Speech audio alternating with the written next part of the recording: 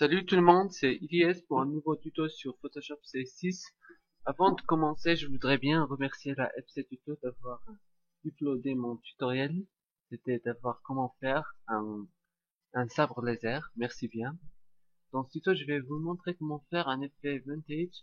C'est vraiment un effet sympa que vous allez adorer et que vous pouvez aussi faire dans plusieurs photos sur Facebook ou autre chose. Tout d'abord, on ouvre une photo, ouvrir. Voilà, c'est un point bus dedans. Alors, il faut dupliquer le calque en c'est quoi? Oui, il faut d'abord maintenir sur l'arrière-plan et l'amener à cette icône. C'est comme ça qu'on va faire dans tout ce tutoriel. Alors, cette icône-là, elle est près de la corbeille, il faut dupliquer. Alors, on a un arrière-plan. D'abord, il faut aller sur calque, nouveau calque de réglage, teinte et saturation. Ok. On prend dans la teinte, c'est -20 et dans la saturation, on va faire 50. Voilà, c'est bien. Puis on va le dupliquer. Pardon. On va dupliquer. Puis on doit d'abord faire redéfinir. C'est très important d'avoir fait redéfinir comme ça. Puis si on va faire presque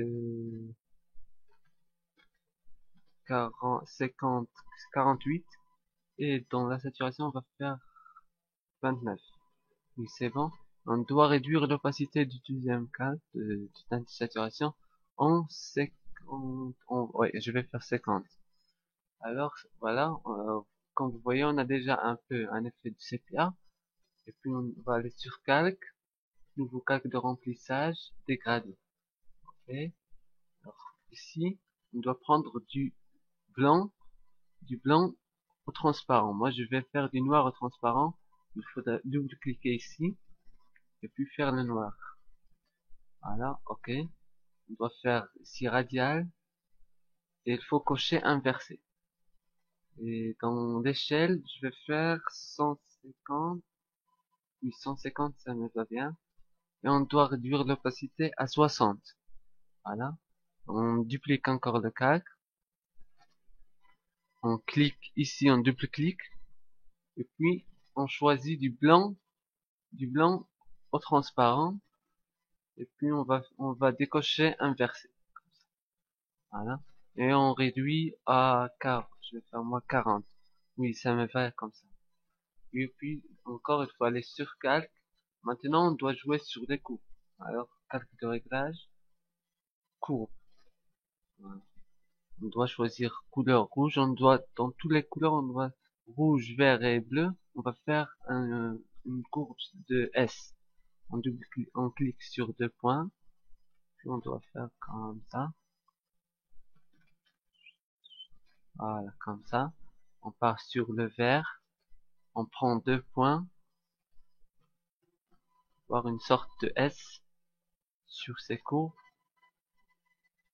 S, voilà, dans le bleu aussi. Voilà. Bien si on tourne comme ça. Voilà, comme ça c'est bien. Et comme ça, vous voyez, c'est déjà beau. Ça donne vraiment un bon effet sur la photo. On peut aussi ajouter un calque de remplissage une couleur unie.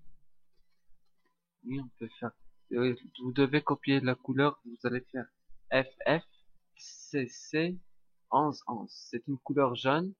Voilà, c'est du jaune bien chaud. Et dans l'opacité, on va la réduire à 20%. Et on va dans le mode de fusion, on va faire lumière tamisée. Voilà, comme ça. Comme vous voyez, c'est vraiment un très bon effet sur la photo, comme ça. J'aime bien, moi, la plupart de mes photos, je fais un effet de vintage. Donc, comme vous voyez ici, 1, 2, 3, 4, 5, 6 calques. On a pu faire un effet de vintage. C'est vraiment très facile. Alors, j'espère que le tuto vous a plu et je vous invite à s'abonner à ma chaîne et je vous dis à bientôt. Oui.